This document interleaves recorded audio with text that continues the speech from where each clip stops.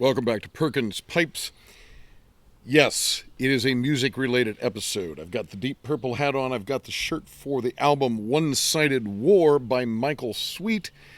And because we're going to be talking about male vocalists, I had to bring out the Bing for Bing Crosby, the great crooner. This is the Savinelli Smooth Bing's favorite. So, talking about great singers is your brand of tobacco, then let's get this guy lit. Let's get to talking.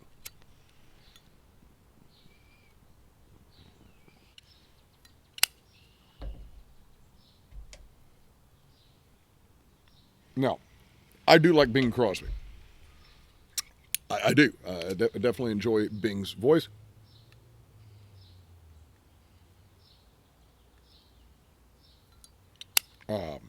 Dean Martin, Mel Torme. Love some of those guys. I am going to be talking about rock vocalists in this episode. And we're going to kind of make our way around the musical spectrum. Now, all these guys are rock vocalists, but when I say around the musical spectrum, I kind of mean from lower register voices to higher register voices, and some guys that are in the middle. So let's just jump right into it. One of my all-time favorites is Jim Morrison, lead singer of The Doors. And those of you who have a musical background, especially if you have a choral background, you've probably been able to tell from my speaking voice that my natural singing range would be in the baritone bass part of the choir. That's what I always sang when I was in junior high, high school, college. I used to have a decent falsetto. That's largely cracked now. It's hard to get up into the falsetto range. But I can still get down there. I can still get down there. Right? So I'm down there. Which is why I liked Jim Morrison. This is a guy that I could actually sing along with. You know the day destroys the night. Night divides the day. Try to run, try to hide. Break on through to the other side. Yeah. Right? You could sing along with it, or at least I could. And a lot of rock vocalists were so high, especially those guys who tended to scream. And there's a couple of guys I really enjoy who have a great scream. I'm going to mention those. But Jim Morrison, good rich baritone. Hello, I love you, won't you tell me your name? Hello, I love you, let me jump in your game. That's right there, smack in my range, and so I thoroughly enjoy Jim Morrison. And he pretty much always stayed in that range. And there's occasionally he get right, he kind of get up there, but for the most part, he stayed in that rich, resonant, deep in the chest sort of vocal.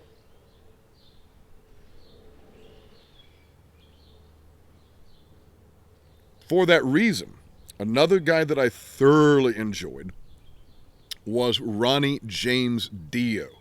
Now, if you're a fan of hard rock and heavy metal, you're going to know Ronnie James Dio. Guy started with a band called Elf. When Ritchie Blackmore left Deep Purple, Ronnie James Dio was an early vocalist for Rainbow, especially on the first two albums.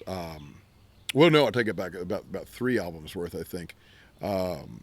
Ritchie Blackmore's Rainbow, then Rainbow Rising, then Long Live Rock and Roll, I think were the three that Ronnie James Dio did. And then Dio had his own band just called Dio in the 80s. And if you know Dio, and I'm going to link to some representative songs from each of these vocalists, starting with Jim Morrison, and I'll link to some stuff from Dio. And if you don't know Dio, he has got one of the richest voices.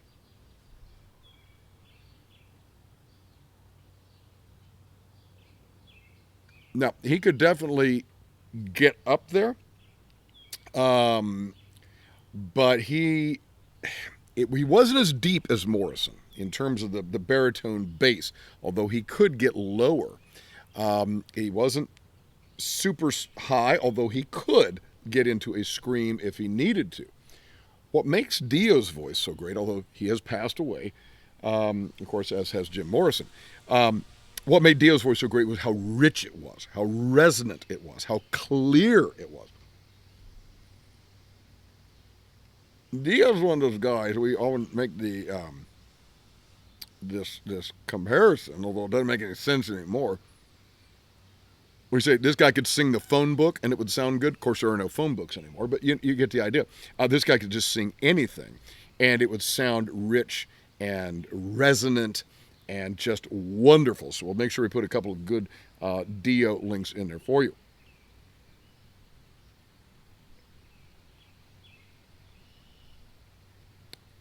Going on the high side, I'm going to go with a couple guys on the high side.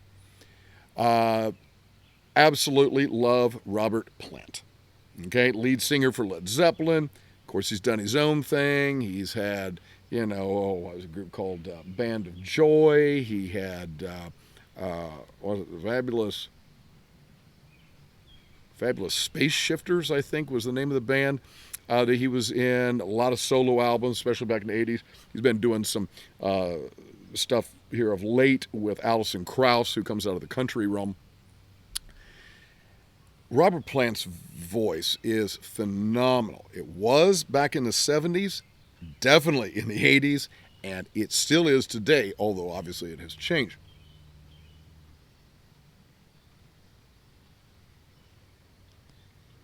He can get up and down. Now, I think a lot of times we think about him in that higher register, the, hey, hey, mama said the way you move, gonna make you sweat, gonna make you groove, that kind of high up there. And he gets into a little bit of a headspace. You know what we're talking about in terms of vocals.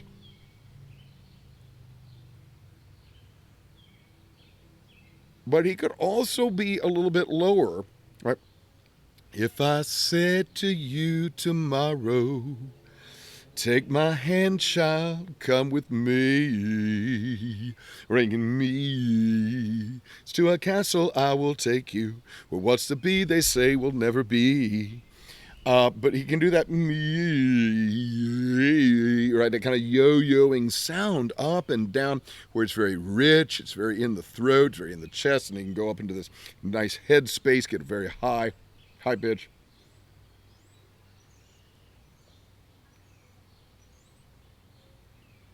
I think you heard more, not so much the screaming in the 80s.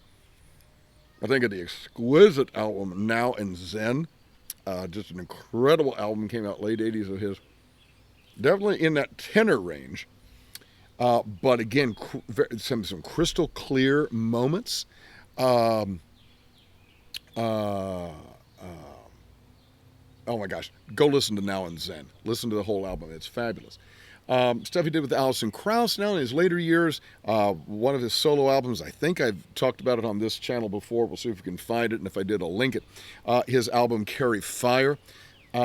He's back down into a little bit of a lower register. You expect that for a man's voice as you get older.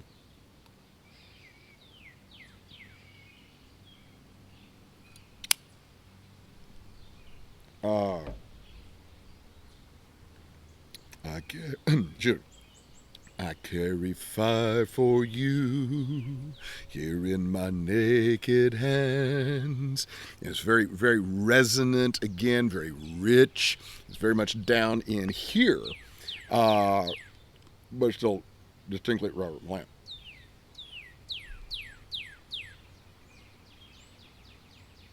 The next one that I'm going to mention is known for that higher range, and that is Ian Gillan of Deep Purple.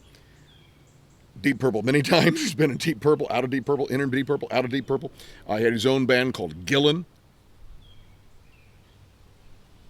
He's back in Deep Purple and has been for some time now. And he can almost kind of, now, and it's not exactly nasally, but it can be a little higher. It's up in the kind of up in the upper part of the mouth.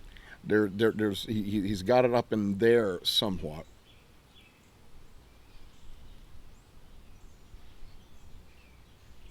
He doesn't tend to go that low, really ever. And if you want to hear screams, not screamo, not a guttural, that kind of thing, not that. Uh, but in his heyday in the 70s, he had a very pure, crystalline, pure, high scream.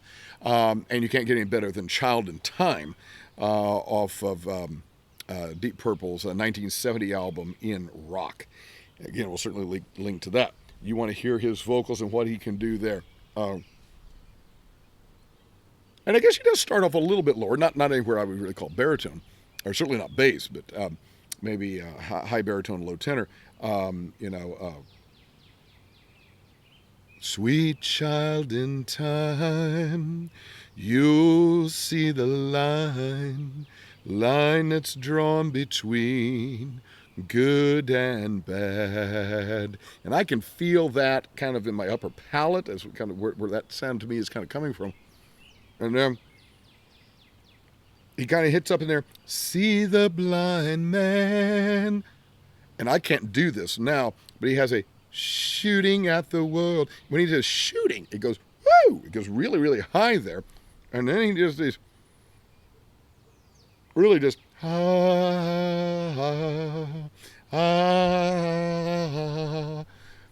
then he gets going higher and higher and higher, and yet it's not screechy.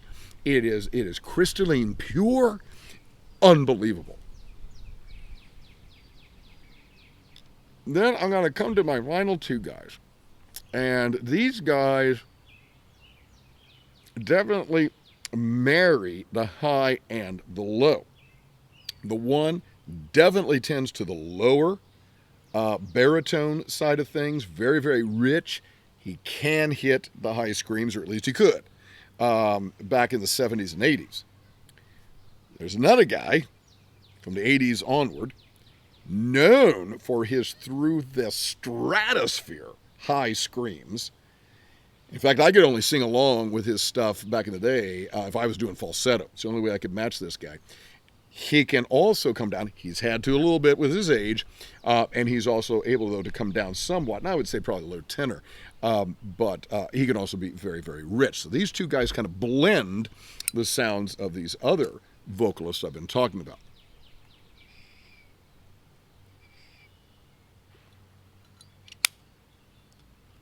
Let's go ahead and talk about the guy whose shirt I'm wearing, Michael Sweet. He was the lead singer, or is the lead singer of Stryper, my all-time favorite band. And then he has done his own stuff, lots of solo stuff. He was the lead singer of Boston for a while, and that kind of thing. Michael Sweet's screams were legendary in the 80s. This guy was just through the roof, super, super high in terms of the notes. And again, I don't think it was falsetto for him, but it was definitely falsetto for me. No way, I'm not even going to attempt it on this for you guys. He has, though, gotten lower, can come lower, and out of necessity, but it's a good thing. His richness now is wonderful. In fact, the album whose shirt I'm wearing here says One-Sided War. He has a song on there, and I tweeted out at the time, I said, Michael Sweet is the rightful successor to Ronnie James Dio. In fact, I'll probably link to that song. I'm blanking on the name of the song right now, but I'll have it for you in the notes. Very, very rich, and again, just a good resonant voice. Now, probably my number one vocalist of all time.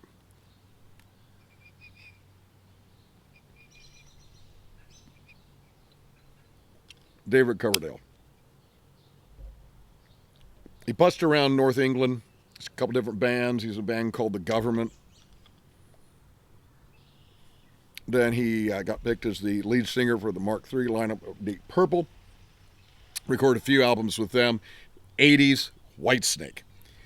Now, if you're used to the 80s Whitesnake and big chest-beating macho anthems like Here I Go Again and Still of the Night, you know that he could hit those really, really high notes. Here I go again, here I go. Right, but he's way up there. And again, I don't think it was falsetto for him. It was the only way that I could match it was falsetto.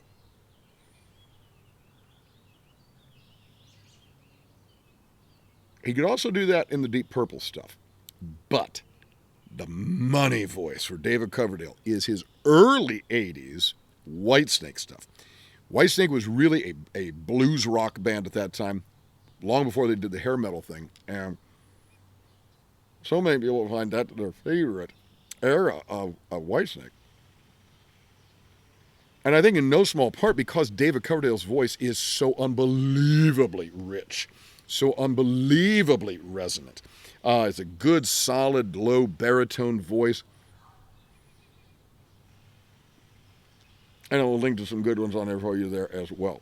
So, questions, my friends. What do you think of?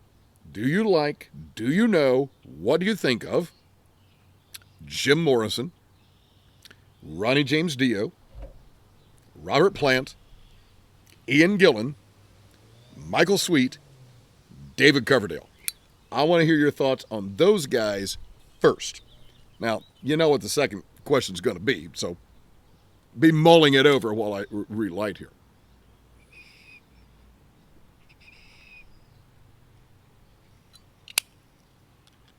Who are your favorite